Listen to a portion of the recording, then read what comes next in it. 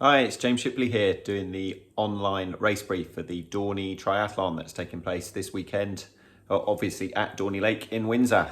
So normally the race director would gather everybody before the race and they'll go through all the rules, regulations and talk you through how the swim, bike and run is going to unfold during the day. But what that causes everybody to do is gather round and listen to you, and with the remaining COVID restrictions in place, that's not exactly what we're after. So what we're doing is we're doing it online before the race, so you can watch this at your leisure and then understand how the race is going to unfold. So I'll talk you through it right from the beginning. So we'll talk about parking. Parking is free at Dorney Lake. When you arrive, there will be parking marshals in place, so follow their instructions and they'll let you know where you can park for free. Other organisers at Dorney do things a bit different to us, so we actually get you very near to the HQs. You won't have a long walk with your bike or anything. You'll be able to park in either the car park or the overflow car park very near registration. You'll only have a few minutes to get over to registration. And then when you get to registration, if you go up and say the name that you used to book, and they'll give you a pack. Inside that pack, you'll have 2 race numbers. So for a triathlon, one goes on your front, and that needs to be visible on the run, and one goes on your back, and that needs to be visible on the bike. If you're using a race belt, then you can just put one number on, and then you just, if it's on your back for the bike, and then you just spin it round to the front. So that's absolutely fine if you want to use one of those. Also in the pack, you'll have 2 stickers. One goes on your helmet, and one goes on your bike. And you'll need to show that to the transition marshals before your race to get into the transition area. And then after the race, they'll want to see those stickers again to make sure they match up to your race numbers, make sure everyone's taking the right bike out of the transition area. Also in there will be your timing chip.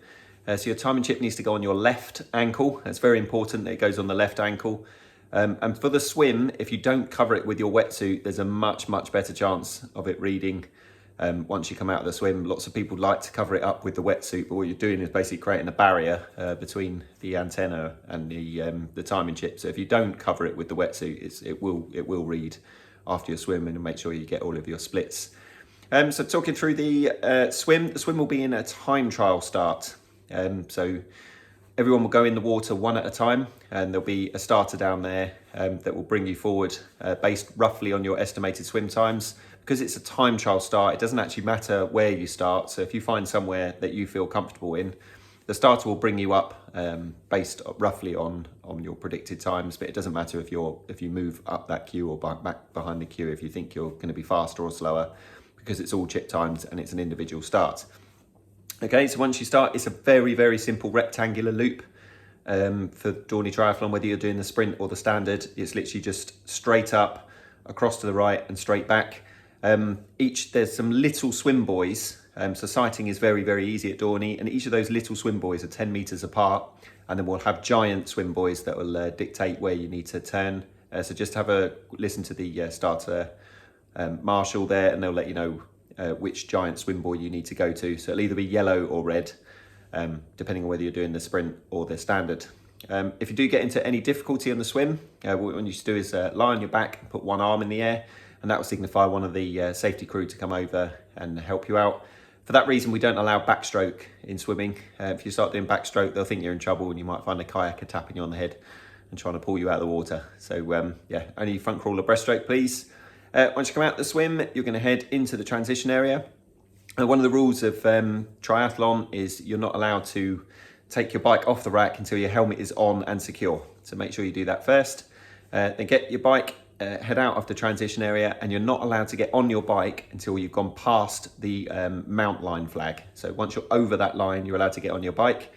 You then head out onto the bike course. It's roughly a 5k loop. It's just under, I think it's about 4.8 or 4.9k. And then you're either going to do just under 20k if you're doing the sprint, or 40k if you're doing the standard. Once you've completed the right number of laps, you head back to the transition area. Now, if you're doing the aqua bike, which is just the swim and the bike section, then your time will actually finish in the transition area. So as soon as you've gone over that dismount line and gone back into the transition area, that's where your time will finish. But what we do encourage everybody to do, if you've done the aqua bike, is to still head out of the transition area, even though you're not timed for it, and then head through that finish arch, so that you still get to have that finish line feeling, and you're in the right place to get your medals and all that sort of thing.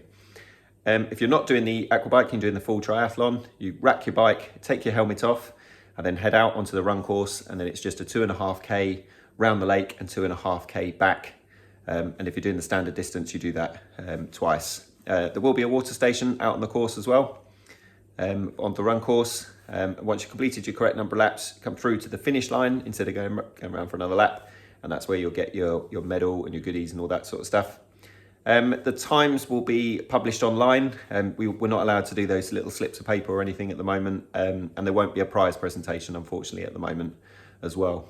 So everything needs to be online, and then we're going to post the trophies to the winners after the event. Okay, so we're very much looking forward to seeing you at the weekend. If I have forgotten anything, then feel free to drop us an email or drop a question in the comments below, and we'll do our very best to answer them before the event for you. Otherwise, we very much looking forward to seeing you this weekend. See you soon. Cheers.